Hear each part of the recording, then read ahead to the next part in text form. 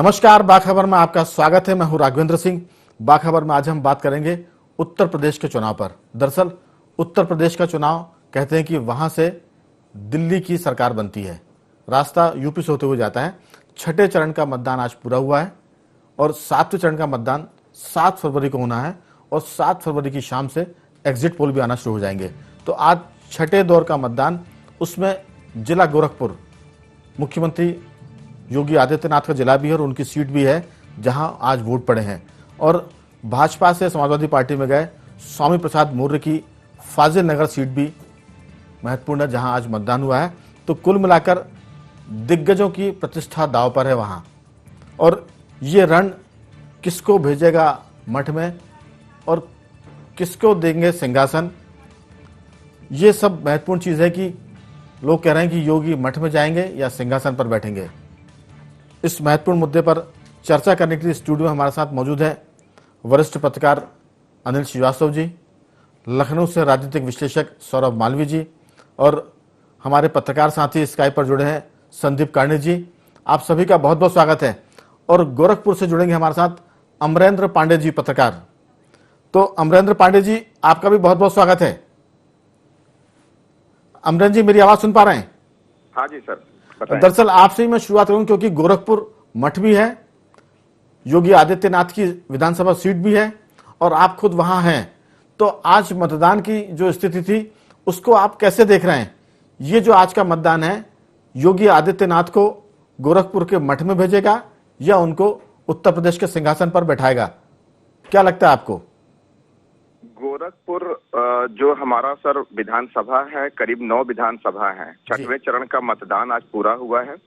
दूसरी बात, अगर हम बात करें वोटिंग परसेंटेज की, वोटिंग परसेंटेज हमारे यहाँ 2017 में जब विधानसभा के चुनाव हुए थे तो 55.44 हुए थे परसेंट।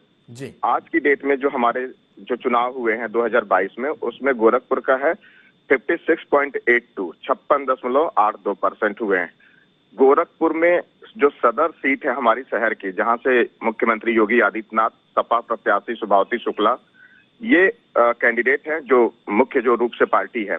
लेकिन ये कहना कि मठ में जाएंगे और या उत्तर प्रदेश के सत्ता में वो फिर से आएंगे, ये कह पाना अभी जल्दीबाजी होगी। लेकिन इतना जरूर कहेंगे कि जो पूर्वांचल गढ़ है बीजेपी का, उसमें जो मतदाताओं का रुझान है वो दो तरफा था। किसी ने सपा को प्रमोट किया तो किसी ने बीजेपी को। तो लड़ाई कांटे की है, यह कह पाना अभी से कि बीजेपी या सपा अभी मुश्किल होगा। इसके लिए हमें इंतजार करना होगा। लेकिन इतना जरूर है कि लोगों में एक है कि हमें गोरखपुर के आसपास और जो विधानसभा क्षेत्र है या कनेक्टिंग जो मार्ग है हमारे गोरखपुर पे, तो डेवलपमेंट के नाम पर लोगों ने भी ये बोला है कि जो गोरखपुर में मिला है वो आज तक इसके पहले कभी नहीं मिला था। चाहे वो शिक्षा की बात करें, चाहे अमरेंद्र पांडे जी, क्या इस चुनाव में राम मंदिर का मुद्दा है? क्योंकि 400 वर्ष पुराना विवाद था, 70 साल से मामला कोर्ट में था। प्रयागराज का मामला है, क्या इलाहाबाद का नाम प्रयागराज करना, ये नामों की बात कर रहे हैं, इसमें विकास की बात नहीं है। क्या इसमें काशी विश्वनाथ का मामला है? और इसमें योगी के लॉ एंड ऑर्डर का मामला है। आधी आबादी की हम बात करें, महिलाओं की सुरक्षा का मामला है। क्या 3 तलाक का मसला है? इस पर गोरखपुर क्या बोलता है? गोरखपुर में देखिए, सुरक्षा की बात करेंगे तो आज भी महिलाएं बेखौफ होकर के रात में सड़कों पर जाती हैं, घूमती हैं, फिरती हैं। उनको ये है कि योगी है तो मुमकिन है, क्योंकि यहाँ पे सुरक्षा और संरक्षा की जो बात की जाती है तो वो यहाँ की महिलाओं में, खास तौर से हमने एक ही परिवार में ऐसे लोगों को देखा है कि जहाँ युवा पीढ़ी है वो सपा को प्रीफर कर रही है, लेकिन जो घर में बुजुर्ग हैं, जो लोग महिलाएं हैं, वो बीजेपी को प्रीफर कर रहे हैं। तो जो हम लोगों ने ग्राउंड रिपोर्ट में देखा है, तो इस तरीके के एक ही घर में परिवार में मतलब 2 पार्टी नजर आ रही है, विचारधाराएं नजर आ रही हैं।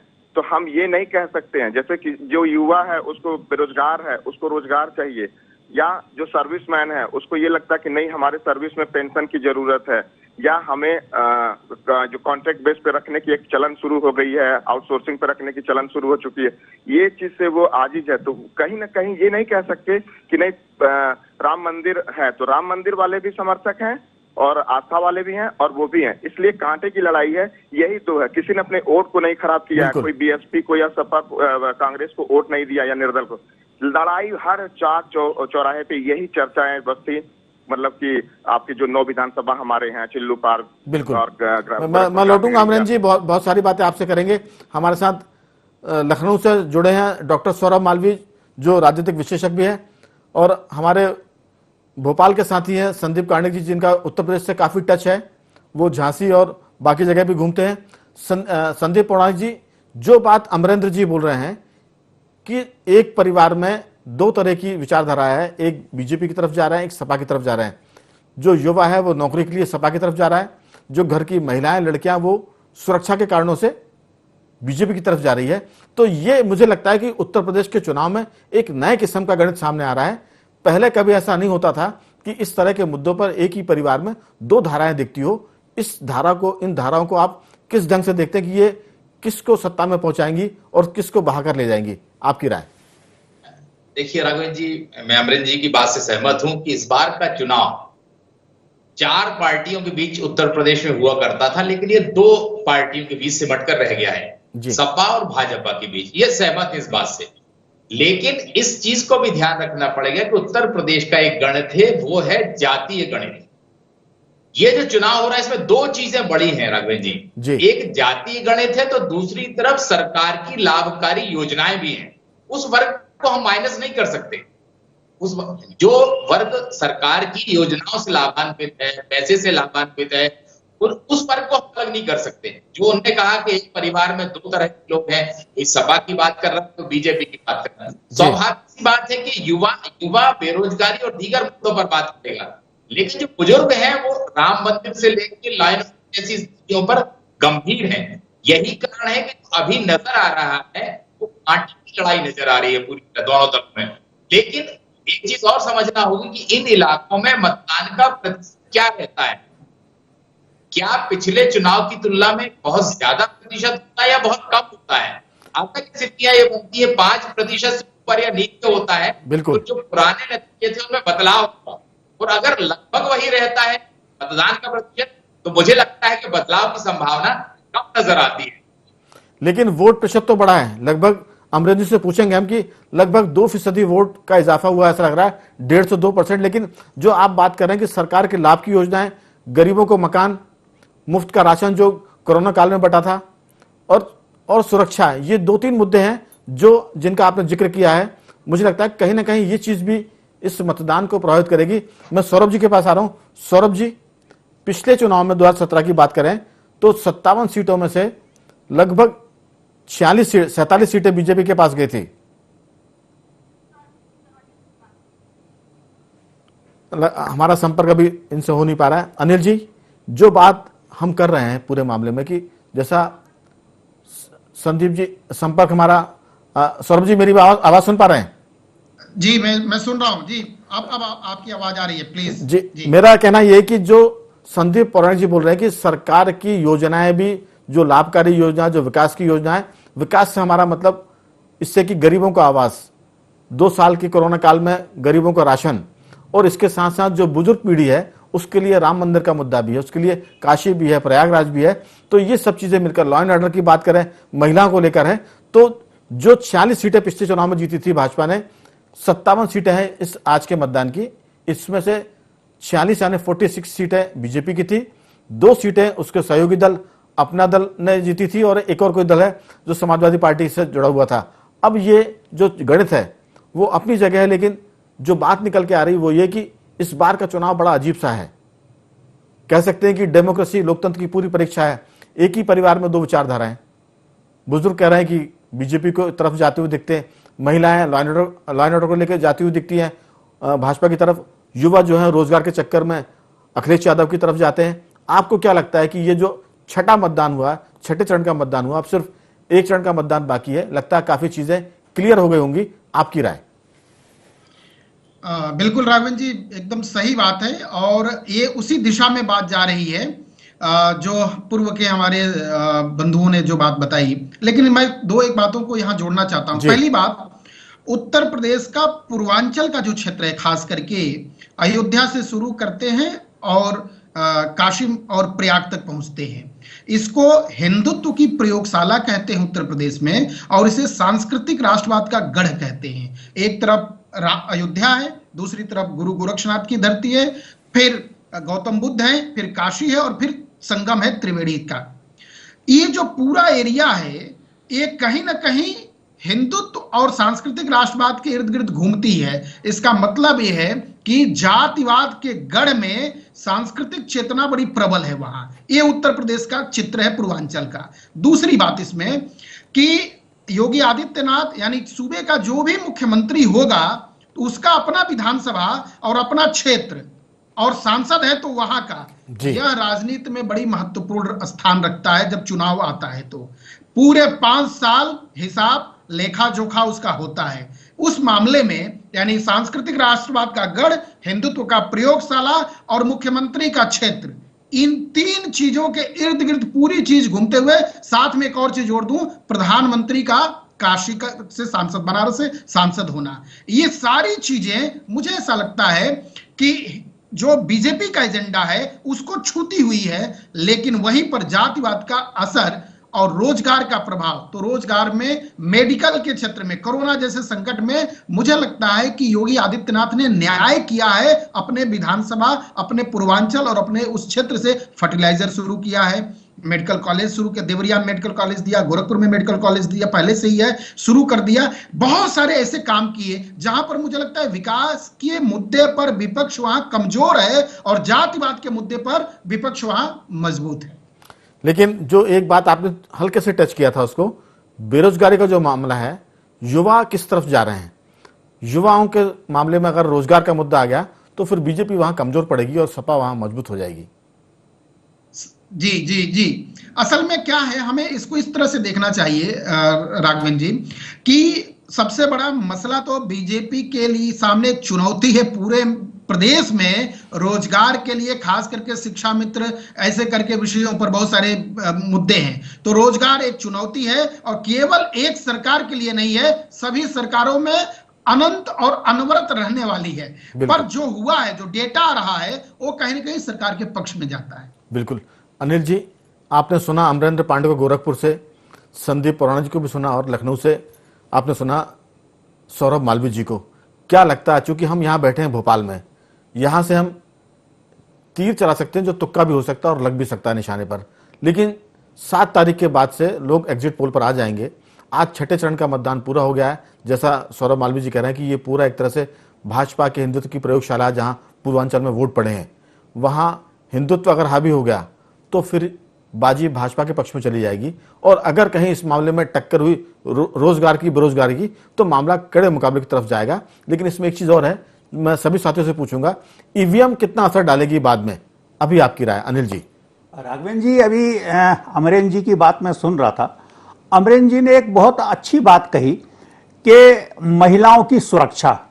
उत्तर प्रदेश में महिलाओं का परसेंटेज 50 से कम नहीं बैठता, यानी समझ लीजिए। इसमें आंकड़ा बता दूं आपको। हाँ, छठे चरण के मतदान में जो वोटर हैं उसमें पुरुष वोटर हैं 1,14,00,000 और महिला वोटर जो है 99,98,000 ये महिलाओं का वोट है जी। वही मैं कह रहा हूं कि जहां तक महिलाओं की सुरक्षा का बात है और उनका खासा परसेंटेज है, लगभग आधी आबादी, आधे मतदाता जो है वो महिलाओं के रूप में है। इन परिस्थितियों में अगर महिलाओं में अंडर करंट है या वास्तविक में वो ये स्वीकार कर रही हैं कि हम रात में 12 बजे हम घर से निकल सकते हैं, 2 बजे रात में निकल सकते हैं और पूरी तरीके से सुरक्षित हैं और योगी आदित्यनाथ हैं, तो सब चीज संभव है, कहीं कोई परेशानी नहीं है। अगर वास्तव में उनके दिमाग में और दिलो दिमाग में यह बात है तो फिर निश्चित ही भारतीय जनता पार्टी काफी भारी पड़ेगी।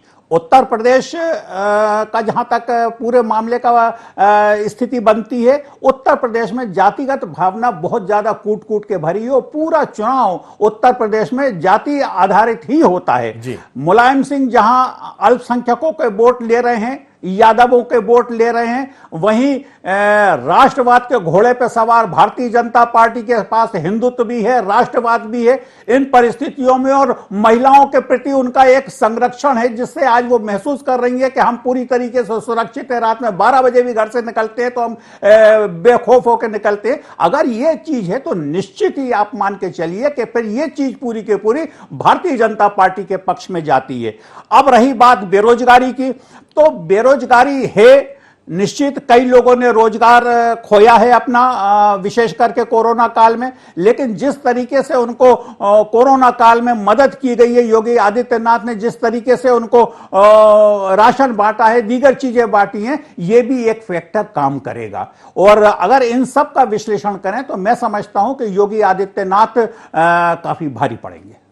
लेकिन एक बात आपने कहा कि 12 बजे रात को या 2 बजे रात को, हमें नहीं लगता कि 12-2 बजे रात को महिलाएं सुरक्षित हो सकती हैं, लेकिन अगर शाम को भी वो ठीक से घर लौट आती हैं, अगर उनके व्यापारी दुकानदार रात को 8-9 बजे दुकान बंद करके घर पर ठीक से लौट आते हैं तो ये मुद्दा जरूर काम करेगा। लेकिन अनिल जी, जो विपक्षी दल है वहां, उनका कहना यह कि ये इसकी मार्केटिंग ज्यादा हुई इस मुद्दे की कि वहां लॉ एंड ऑर्डर बहुत अच्छा है, महिलाएं सुरक्षित है, जबकि वो अगर अपराधों के आंकड़े देखें तो वहां अपराधों के आंकड़े में यूपी अभी भी नंबर 1 बताया जाता है। हो सकता है कि वो दूसरे क्राइम में आगे हो, महिलाओं की सुरक्षा में वो आंकड़ा हो सकता है कि नीचे गिर गया हो। इस पर हम बाद में बात करेंगे, लेकिन मैं आ रहा हूं अमरिंदर जी आपके पास। जैसा अनिल श्रीवास्तव जी बोल रहे हैं कि अगर सुरक्षा का मसला, महिलाओं की सुरक्षा का मामला, व्यापारियों की सुरक्षा का मामला और गुंडों में पुलिस का डर, ये चीज अंडर करंट के रूप में चल गई तो फिर बीजेपी जो आज जितनी चिंतित दिख रही है, हम लगता है कि नतीजे उसके पक्ष में ज्यादा जाते हुए दिख जाएंगे। लेकिन ये सब भविष्य की बातें हैं, क्योंकि समाजवादी पार्टी का भी बहुत जबरदस्त मामला है, उनकी सभाओं में भीड़ आ रही है, युवा उनकी सभाओं में आ रहे हैं और लोग कहते हैं कि युवा ही कई बार क्रांति लाते हैं और बदलाव लाते हैं। आपको क्या लगता है अमरन जी? अमरन जी से लगता है हमारा संपर्क नहीं। संदीप जी, आपने मेरी बात सुनी तो जरूर इस पर आए कि ये जो पूरा मामला है, बीजेपी का हिंदुत्व, महिलाओं की सुरक्षा और इसके साथ साथ जो बात अनिल जी बोल रहे हैं कि विकास कार्य का भी मामला भाजपा के पक्ष में जाएगा। अमरन जी, मेरी आवाज सुनी थी आपने? आवाज आ रही है आपकी? यार जी, मैं ये कह रहा था जी, कि बताएं। एक तरफ दंगाई है, एक तरफ महंगाई है, ठीक है जी। दंगाई जस्ट लाइक कि जैसा कि आपने कैंपेनिंग में देखा होगा, बुलडोजर बाबा कहा गया, ठीक है, नाम रखा गया, कैंपेनिंग पूरा चला कि 10 मार्च के बाद बुलडोजर चलेगा। सवाल इस बात का है कि सुरक्षा और संरक्षा की बात हो रही है। आपने पूछा महिलाओं की सुरक्षा की बात और व्यापारियों की सुरक्षा की बात। आज भी हम लोग देखते हैं कि व्यापारी वर्ग इतना खुश होता है, वो ये बोलता है कि कम से कम हमारे पास कोई रंगदारी मांगने के लिए गुंडा माफिया या छुटभैया नेता नहीं आते हैं। 5 साल हमने सुकून से अपने धंधे किए हैं।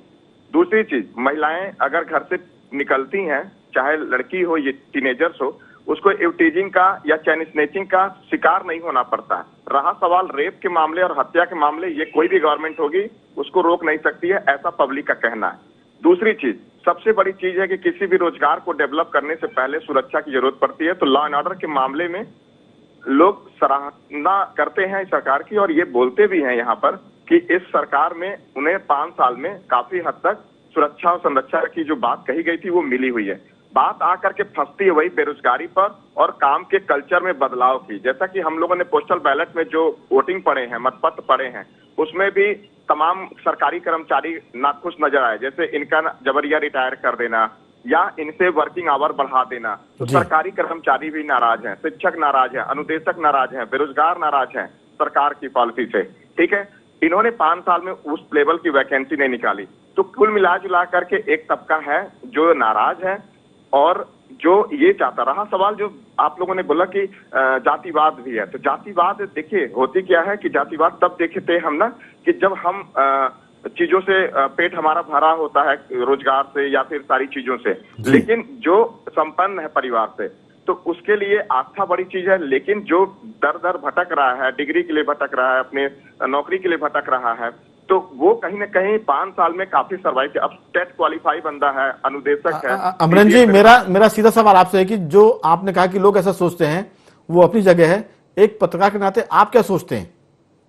देखिए, पत्रकार के नाते आज भी हम लोग जब शहर में घूमते हैं, देखते हैं, तो कहीं ना कहीं ये चीजें अब केसेज नहीं आते और हम लोग ये नहीं लिखते पढ़ते हैं कहीं भी कि 2 युवतियां ट्यूशन गई पढ़ने शाम को 7 बजे और उनके साथ इवटीजिंग हुआ। ये हम लोग नहीं लिखते हैं अब, क्योंकि आती ही नहीं है घटना।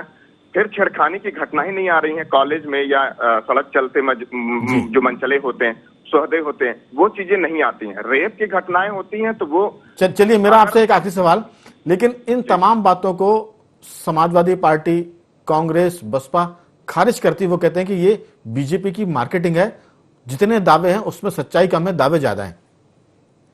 मार्केटिंग तब आदमी करता अपने चीजों को जब वो किया होता है। जाहिर सी बात है कि जब हम कर रहे हैं तो मार्केटिंग हम अपने सामान की क्यों नहीं करेंगे। 5 साल में पॉलिटिक्स करने के लिए सिखाया है इसने, तरीका बताया कि पॉलिटिक्स ऐसे भी होती है। हम मैदान में चुनावी हैं तो कैसे मैदान में हम अगर पॉलिटिक्स करने उतरे हैं तो सिर्फ जातिवाद की राजनीति थोड़ी हम करेंगे। बिल्कुल संदीप जी, अगर काम किया है तो उसकी मार्केटिंग भी होगी, और मार्केटिंग करेंगे तो वोट भी मिलेगा। ये बात अमरेंद्र जी बोल रहे हैं, और सीधी सी बात है कि जो चीज लॉ एंड ऑर्डर का मामला है, ये सबसे बड़ा बीजेपी के जो खास मुद्दे हैं उसमें गरीबों को मकान, राशन पानी और लॉ एंड ऑर्डर, ये बड़ी चीजें हैं। अगर ये अंडर करंट रूप में चली गई तो फिर नतीजे चौंकाने वाले भी आ सकते हैं। आपकी बहुत संक्षेप में राय। राघवेंद्र जी, स्वाभाविक सी बात है कि जब व्यक्ति को यह लगता है कि वही सुरक्षित नहीं है तो वो बाकी चीजों के बारे में कम सोचता है। जब सुरक्षा आपको मिलने लगती है तो बाकी चीजों की शुरुआत हो जाती है।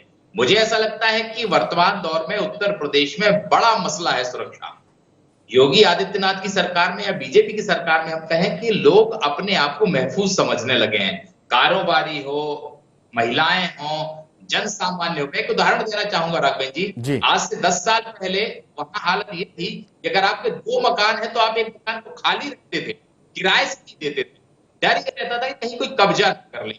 अगर ये चीज खत्म हुई है तो मुझे लगता है कि इसका अंडर करंट तो होगा ही, और इसका असर भी चुनावी नतीजों में नजर आएगा। और दूसरी तरफ सरकार की योजनाएं कुछ ऐसी हैं जो गरीब को जब संबल मिलता है बिल्कुल तो वो उसके मन में ज्यादा असर करता है, जातिवाद और दूसरी चीजें कम प्रभाव डालती। संदीप जी, बात सही है, लेकिन जो विपक्ष कहता है उस पर भी ध्यान देना पड़ेगा। लेकिन अगर ये अंडर करंट वोट में कन्वर्ट हो गया तो ईवीएम की शामत है, ये मान लीजिए, जैसी नतीजे आएंगे उसका बचना मुश्किल है इस बार, क्योंकि बहुत ताकत से काम हो रहा है।